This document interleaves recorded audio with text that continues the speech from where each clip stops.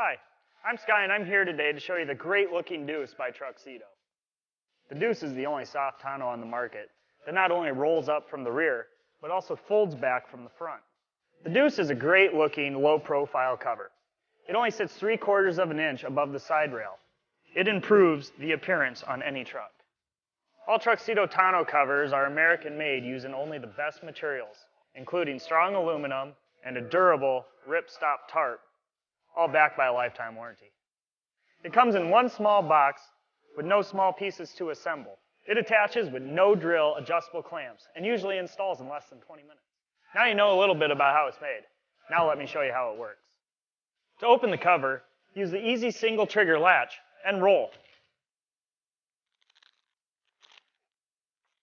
If you'd ever like to remove your cover fully, simply fold your cover to the back and release your cover assembly. And now you have the use of your entire bed. The Deuce has automatic tension control. It has floating Velcro that's going to move with the cover during expansion and contraction, and two 80-pound springs that will keep positive tension on your tarp all the time. To close your cover, simply release your safety straps and roll the cover back.